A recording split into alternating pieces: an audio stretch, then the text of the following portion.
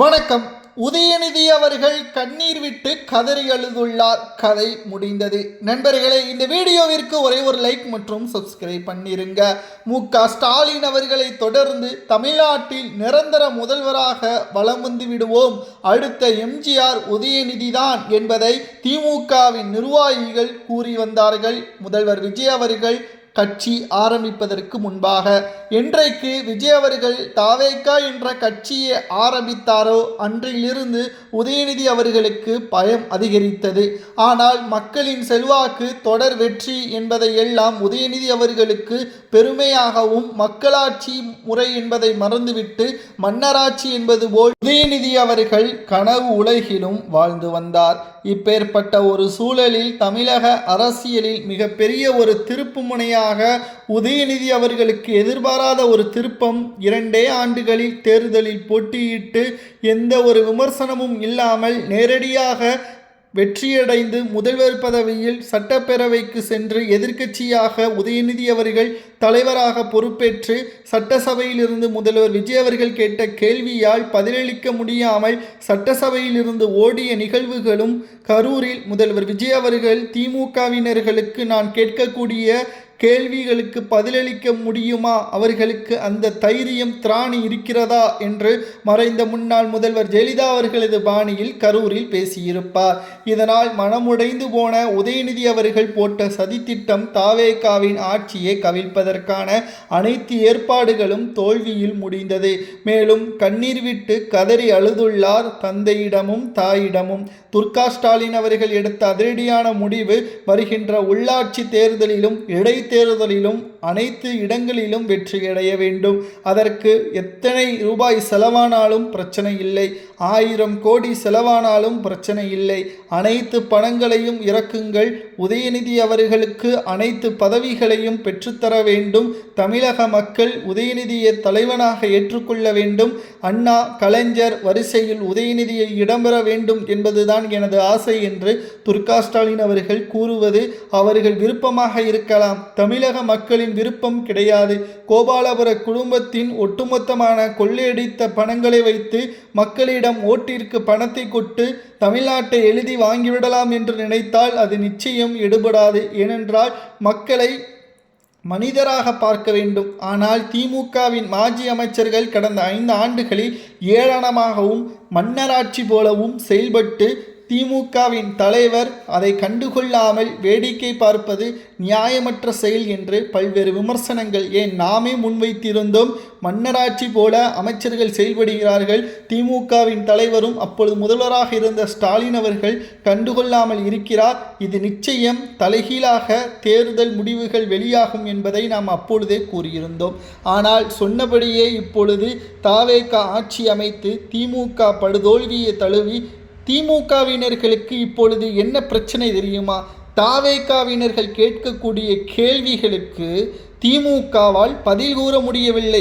இந்த இடத்தில் திமுக எதிர்க்கட்சியாக நிலைத்து நிற்க முடியாத காரணத்தினால் எதிர்வரக்கூடிய அரசியல் களத்திலும் திமுக மண்ணை கவ்வும். திமுக ஆட்சி அதிகாரத்தை கைப்பற்றாது. உதயநிதி திமுகவில் ஓரம் கட்டப்படுவார். திமுகவில் உதயநிதி அவர்கள் கண்ணீர் விட்டு கதறி அழுதாலும் அவரது கதை முடிந்துவிடும். கனிமொழி அவர்கள் பொதுச் செயலாளராகவும் அடுத்து திமுகவின் தலைவராகவும் பொறுப்பேற்பார் என்ற தகவல் தான் கிடைக்கப்பெற்றுள்ளது. என்றைக்கு முதல்வர் விஜய் அவர்கள் சட்டசபையில் இருந்து கேட்ட கேள்வியால் பதிலளிக்க முடியாமல் சட்டசபையில் இருந்து தெரித்து ஓடினாரோ அன்றைக்கே உதயநிதி அவர்கள் செல்லா காசாக மாறிவிட்டார்.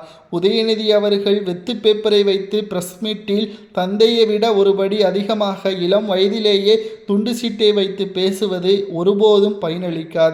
சட்டசபையில் முதல்வர் விஜய் அவர்கள் கேட்கின்ற கேள்விகளுக்கு நேரடியாக பதிலளிக்க முடியாமல் சட்டசபைக்கு வெளியே பிரஸ் மீட்டில் கூறுவது நியாயமற்றது என்பதையும் தற்பொழுது மக்கள் கேள்வி கேட்க ஆரம்பித்து விட்டார்கள். அது மட்டுமல்ல, முக்கியமாக அரசு உயர் அதிகாரிகள் திமுகவிற்கு விசுவாசிகளாகவும் அவர்கள் கொடுக்கின்ற அந்த பணத்தை பெற்றுக்கொண்டு சொகுசான வாழ்க்கையில் இருந்த அனைத்து உயர் அரசு அதிகாரிகளது இடமாற்றம், பதவிகள் மாற்றம் என்பதை தொடர்ச்சியாக முதல்வர் விஜய் அவர்களது அறிவிப்புகளும் தற்பொழுது மக்களை கவரக்கூடிய வகையிலும் அமைந்துவிட்டது. மினி பேருந்து தனியார் நிறுவனங்கள் இவர்கள் எல்லோரும் தாவேகாவின் அரசை புகழ்ந்து பேசுகிறார்கள். எங்களுக்கான அடிப்படை வசதிகளை கேட்டு நாங்கள் முறையிட்டோம். லஞ்சம் இல்லாமல் எங்களுக்கு சாதகமான நாங்கள் நியாயமான கோரிக்கைகளை முழுமையாக ஏற்று தமிழக அரசு செயல்படுகிறது. இதுபோன்ற அரசை நாங்கள் பார்த்தது இல்லை என்பதையும் புகழ்ந்து பேசுகிறார்கள். என்றைக்கு ஒரு அரசை மக்கள் புகழ்கிறார்களோ அன்றைக்கு மக்களாட்சி தான் நடைபெறுகிறது என்பதை நம்மால் பார்க்க முடிகிறது. ஆனால் திமுகவின் ஆட்சியில் மக்கள் ஏளனமாகவும் மன்னராட்சி போலவும் திமுகவின் அமைச்சர்கள் ஏளனமாக பார்த்து அவமரியாதை செய்து தமிழக மக்களை புறக்கணித்தது திமுகவின் தோல்விற்கு மிகப்பெரிய அளவில் சோதனையாகவும் முடிந்துவிட்டது.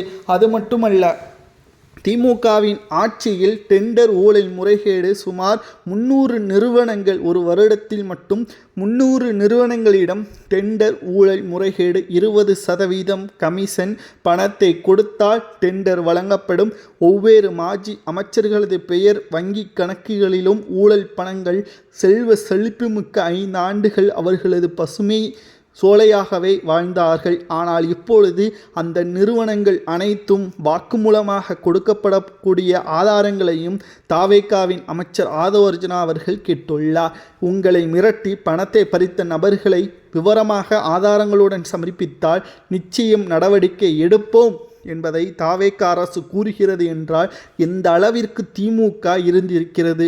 இதனால்தான் உதயநிதி அவர்கள் கண்ணீர் விட்டு கதறி அழுதாலும் திமுகவின் நிலைமை இன்னும் மிக மோசமாக மாறுமே தவிர ஆட்சி அதிகாரத்திற்கு வருவது வாய்ப்பே இல்லை. அடுத்து உதயநிதி அவர்கள் அண்ணாவை போலவோ கலைஞரை போலவோ வருவது வாய்ப்பே கிடையாது. அடுத்து திமுகவில் முக்கிய ஆளுமையாக வருவது கனிமொழியாகத்தான் இருக்கும் என்ற தகவலையும் நம்மால் அரசியல் களத்தில் பார்க்க முடிகிறது. அது மட்டுமல்ல, அடுத்த 20 முதல் 25 ஆண்டுகள் தமிழ்நாட்டில் முதல்வராக விஜய் அவர்கள் இருக்கலாம் அல்லது அதிமுக தலைமை பொறுப்பிற்கு வரலாம். ஆனால் இனி ஒருபோதும் திமுக அரியணையில் ஏறுவதற்கு வாய்ப்பே கிடையாது. எப்படி தொடர்ச்சியாக முதல்வர் செல்வி ஜெயலலிதா அவர்கள் ஆட்சி பொறுப்பில் கடந்த 2011 முதல் 2016 வெற்றியடைந்து ஆட்சி பொறுப்பை கைப்பற்றினாரோ அதே நிலைமைதான் விஜய் அவர்களுக்கு வரும். திமுகவை மக்கள் ஒரே காரணத்தினால்தான் எதிர்ப்பார்கள், ஊழல் மட்டும்தான். அது தற்பொழுது திமுகவிற்கு ஒட்டுமொத்தமான எதிர்ப்பாக அமைந்ததன் காரணமாகவும் மக்கள் கேள்வி கேட்க ஆரம்பித்து விட்டார்கள். நியாயமான அரசு நடந்து கொண்டிருக்கிறது. இதனால் உதயநிதி அவர்கள் கண்ணீர் விட்டு கதறி அழுதுள்ளார். தமிழக அரசியலின் கள நிலவரம் உதயநிதிக்கு எதிராகவே அமைந்துள்ளது. நண்பர்களை, உதயநிதியின் அரசியல் கனவு அண்ணாவை போல வரவேண்டும் என்று நினைப்பது சரியா தவறா என்பதை கமெண்ட் வாயிலாக கூறுங்கள்.